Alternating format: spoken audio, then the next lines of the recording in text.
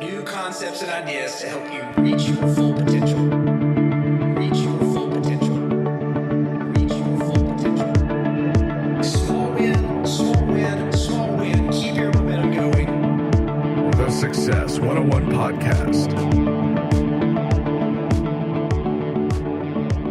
Hey guys, welcome back to the Success 101 Podcast. Man, I am so fired up that you guys are here with me today as we go through yet again incredibly valuable information from my book, From Success to Significance. And the reason that I'm so excited, guys, is for those of you who have been commenting in, those of you who have been observing from day one when I started doing these episodes on the book review of From Success to Significance, you guys have already seen how this book was written with my good friend Curtis Estes and I as a progression. So I thought it'd be super helpful to go back and recap what we have covered so far for those of you who haven't gone back and listened to these episodes. And I would still encourage you to go back and listen to those prior episodes. Those are going to give you a context of what I'm going to be going through today and how this book builds to really setting up your life of going from success to significance, but also, even more importantly, building in the goals, building in the habits around where it is that we're trying to go, so that you build in a life by design and not by default. I want to let you guys know that the book is available for just the shipping cost right now.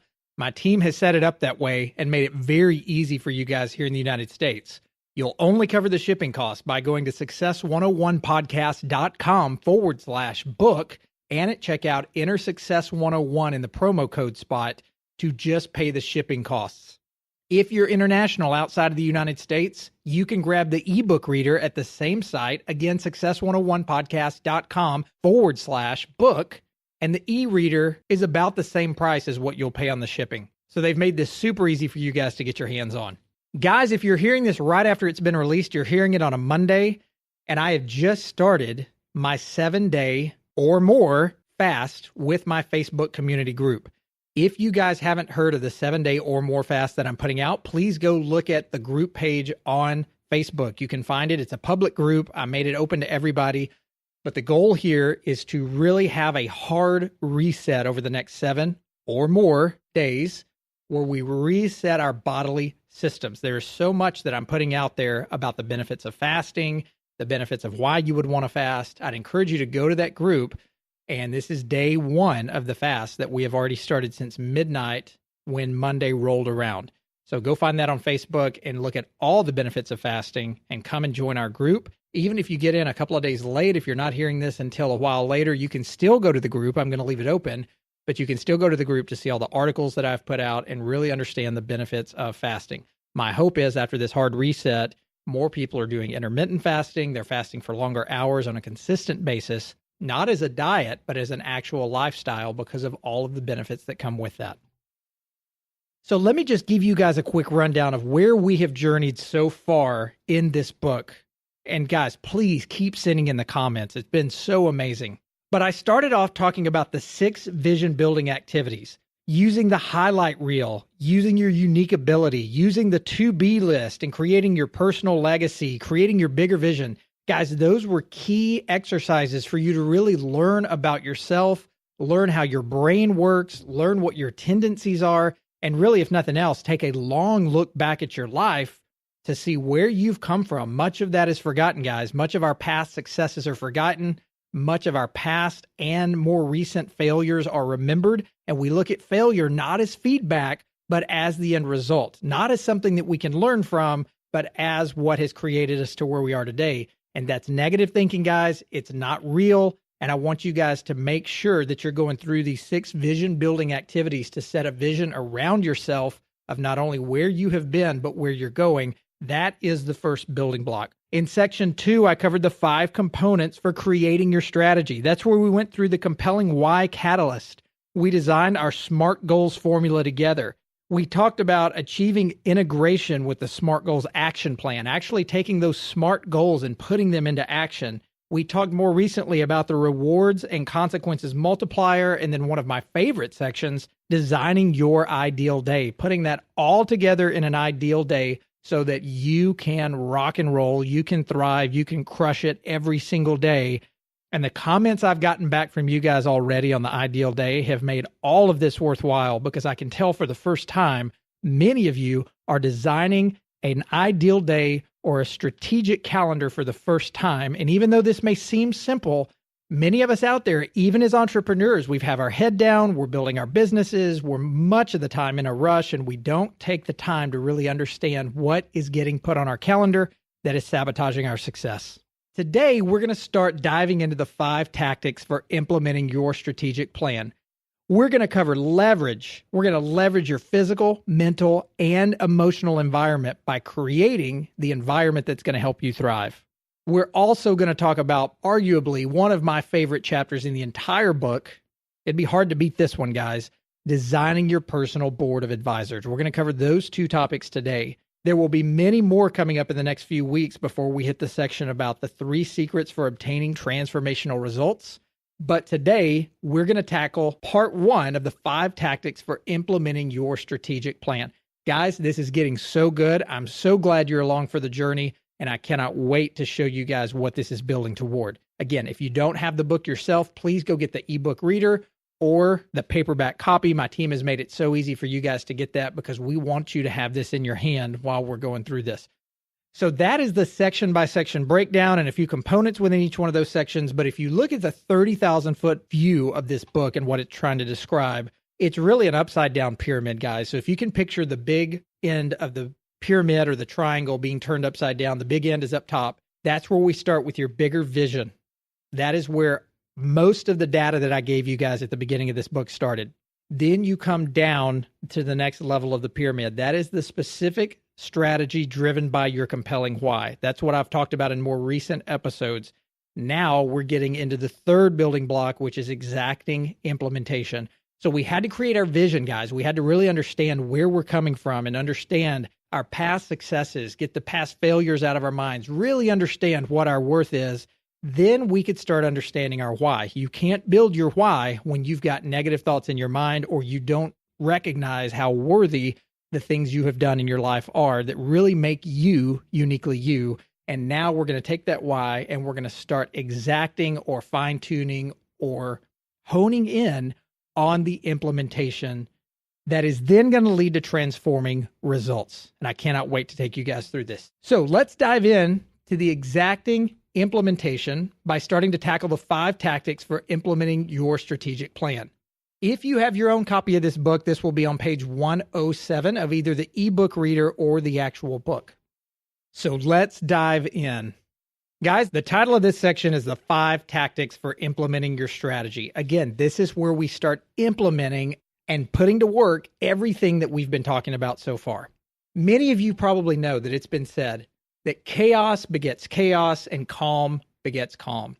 And so now that we've rolled up our sleeves, we've journeyed down this path, we've uncovered every nook and cranny in your history and every crevice in your life, some of the ones that people don't even know about, we are now ready to implement our vision. We've established a principled, targeted, and aligned strategy to make sure that we see these things out and we carry these through. But even with all of these elements in place, all of the planning, all of the mapping out, all of the soul searching, all of that would be for nothing without the ability to successfully implement this plan into our lives. In this section, guys, we're going to create the physical and emotional environment that allows you to start implementing the strategies you've been working on, primarily the strategy you created in section 2. W. Clement Stone said it best. So many fail because they don't get started. They don't go. They don't overcome inertia. They don't begin.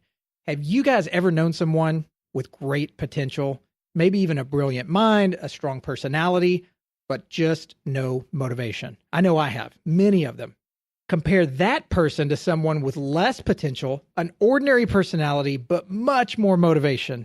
And if you had to place your money on someone, who would it be? I know for me, I would choose motivation over potential any day of the week. And I don't just mean motivation like the rah, rah, rah, the feel-good motivation.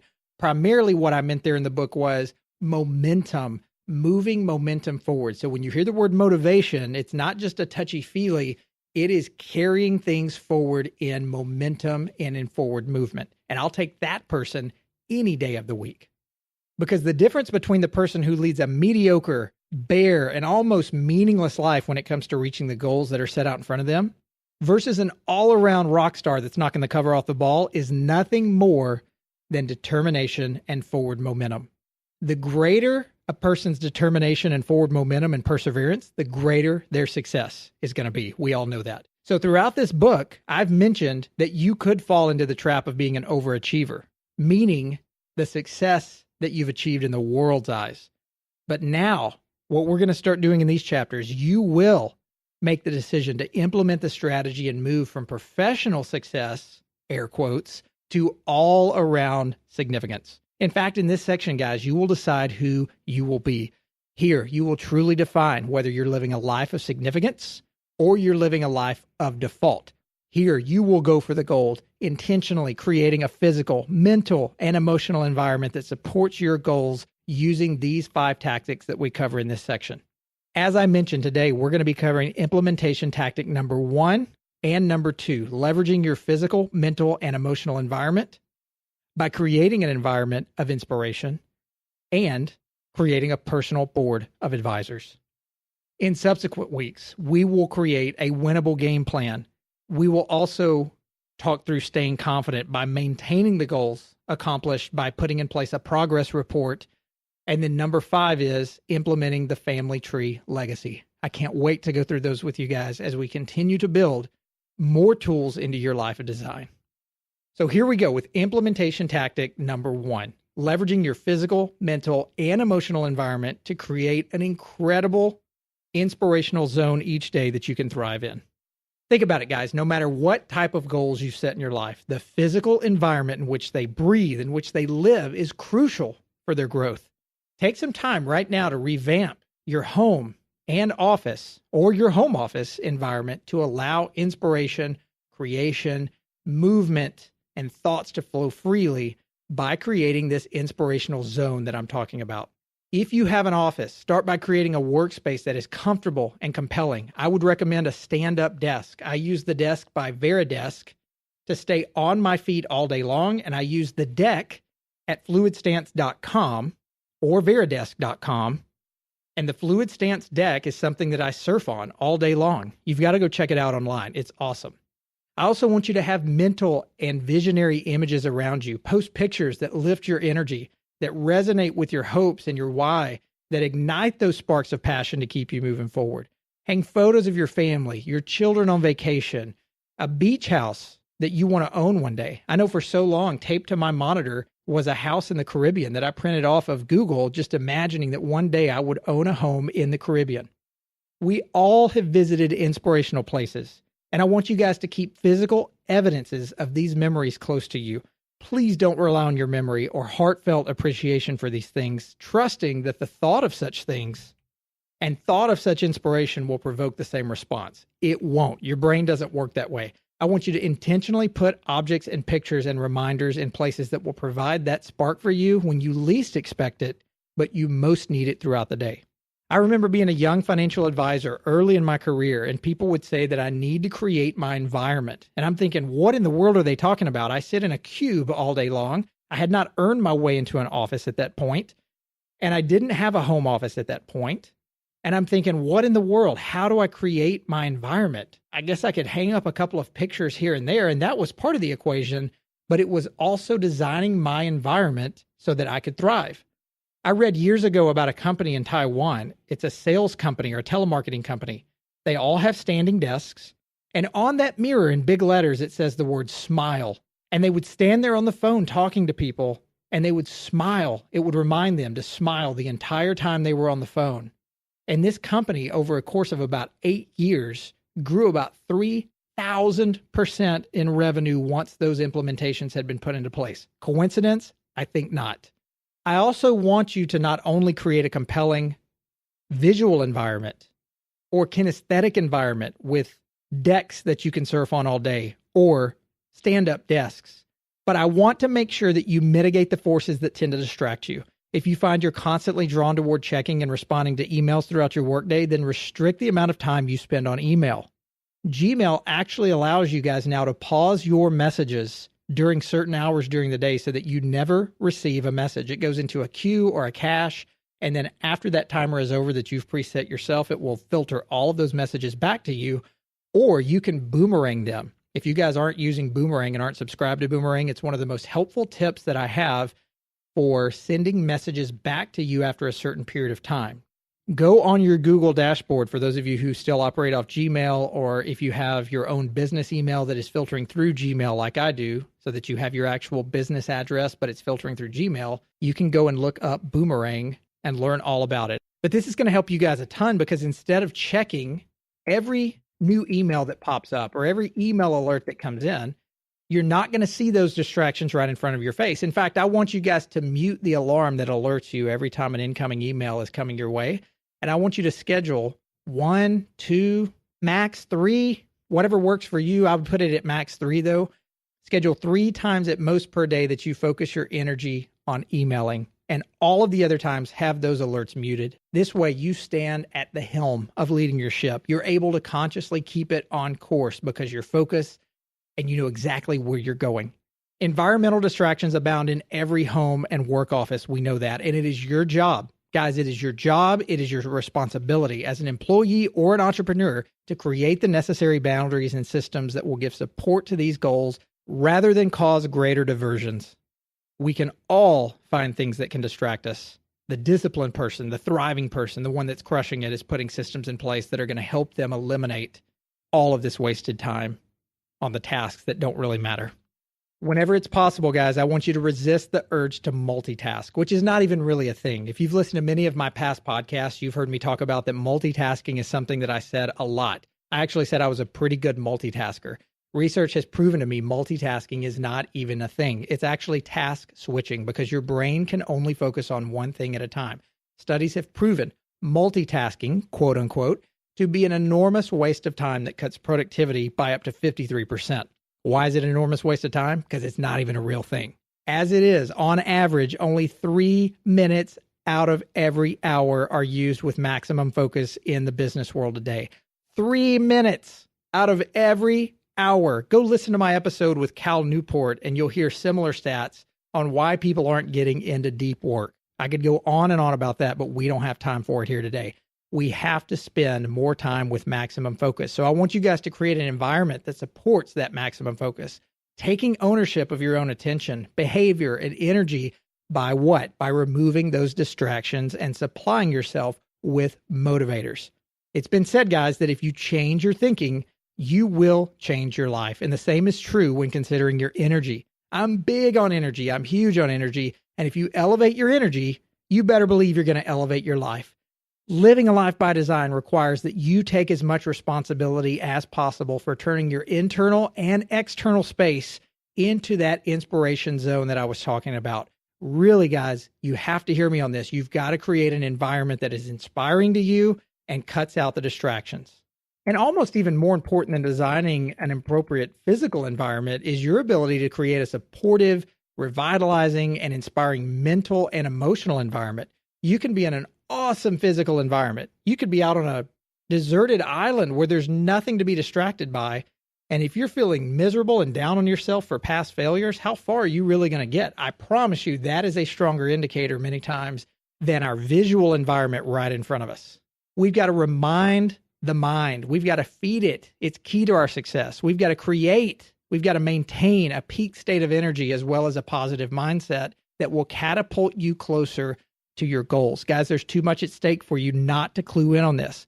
Each of us, as I mentioned, is responsible for making this happen. We've got to plug into our own source of energy. And it's different maybe for you than it is for me, but you have to find what it is. We're responsible for that. We have to understand what factors serve as our most effective motivators and source of energy.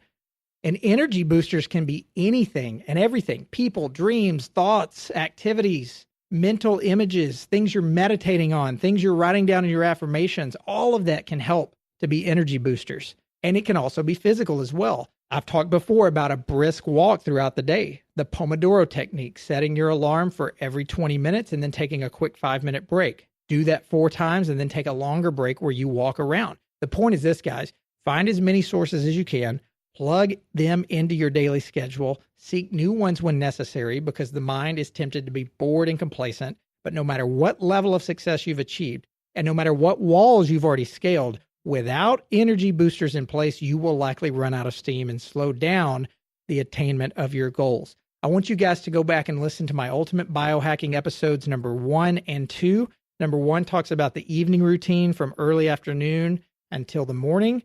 And number 2 talks about the morning through the early afternoon. But both of those are going to help you guys understand how not only to build energy and get a proper vision around where we're going, but to get incredible sleep to help you continue that energy throughout the day. Dr. Robert Cooper, one of my favorite people to learn from, in his book, Get Out of Your Own Way, calls these boosts of energy auto drivers and believes them to be an integral component to movement. Auto drivers are simply automatic and consistent triggers that are scattered throughout the day for you guys that are going to serve to drive you in the direction you wish to go. For Dr. Cooper, these auto drivers range from starting every morning with push-ups, drinking tea, watching the sunrise while envisioning goals, speaking to his wife at least 2 times a day during business travel. Those things all further anchor him to his family goals. Again, go back to my Ultimate Biohacking episodes 1 and 2 to hear some of the things that I do to build some of this energy. And we all know that daily exercise has been proven to be one of the most effective and powerful energy boosters we have available. And that is an essential component in the pursuit of living your life by design. If you have a vibrant and nourished mind and body, that's required if we're going to sustain levels of energy, momentum, and even passion in our lives. Tony Robbins, who I love, he insists on an hour of exercise every day and calls it an hour of power. Those of you who follow Tony Robbins, you know exactly what I'm talking about.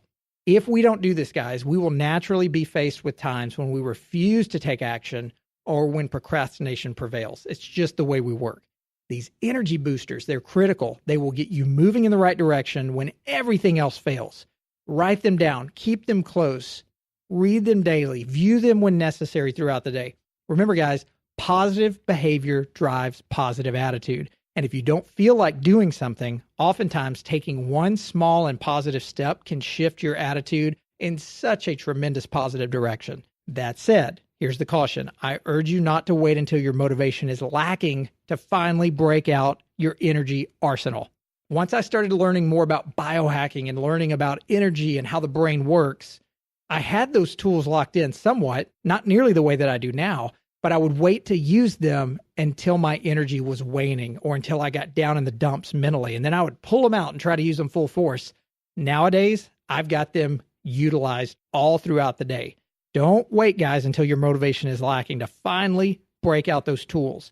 These boosters must be strategically positioned throughout the course of the day so that you can combat any energy drains before they occur. And I don't want you guys to be a thermometer either that only reflects the environment it's in. Be the thermostat that sets the environment and makes things happen. There's a big difference between being the thermometer that's reading the temperature and the thermostat that is setting the temperature. I want you to be in control when these things happen and your energy is waning so that you can combat it immediately and handle it at the first sign of fatigue, negative mindset, lack of energy, on and on. Viktor Frankl, one of my favorite writers out there, in his book, Man's Search for Meaning, he said, "You do not simply exist, but always decide what your life will be and what you will become in the next moment." Think about that, guys. Once you begin to act on what matters to you, even making the smallest change in your perspective or behavior, psychological, mental, brain work, daylight will appear. All kinds of change-oriented adjustments are going to take place in your day-to-day once you start doing that. You're going to shift from potential energy, which potential really doesn't mean a lot to me. It could be there. You could more likely get sucked into negative the way our brains work, to more kinetic energy. Your senses are going to open up. Your neurochemistry becomes more primed to change a bit more. And then a bit more after that, assisting you in leading this life by design that this book is all about. So I've provided space on page 115 for you guys to list your energy boosters. I want you to grab a pen. I want you to list energy boosters in the space below. Ones you're already doing, ones you're not doing as well and you need to improve on, and some that you've never implemented before that you want to start building in. And I want you to post this list on the wall of your office, your refrigerator at home. For me, it's the mirror in the bathroom that I see the most. I want you to see those energy boosters so that when you get in a lull during the day or during a lull of stress, you automatically have those hardwired in and you can start pulling out those tools to implement and leverage this incredible biohacking tool for your brain and body to get to where you want to be. All right, on to implementation tactic number 2, likely my favorite chapter in the entire book. This is the personal board of advisors. So we just came off the heels of talking about how critical it is to creating an inspiring emotional and visual environment.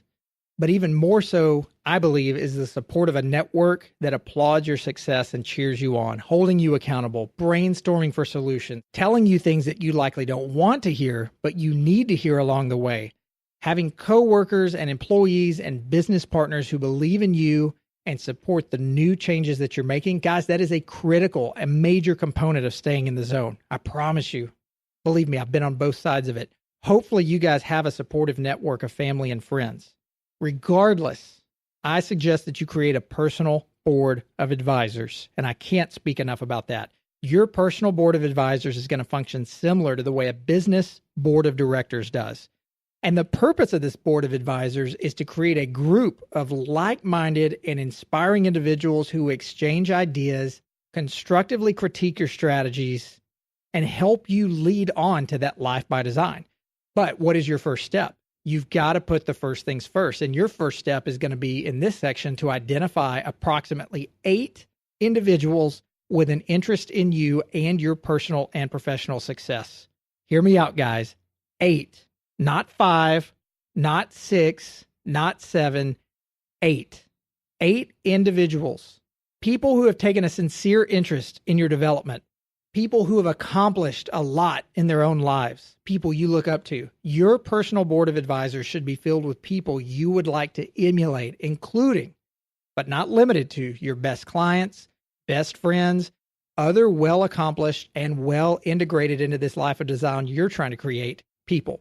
Hear me out, guys. Your personal board of advisors will convene annually to exchange ideas and assess your progress, lending you fresh perspective about your goals, strategies, vision, and balance.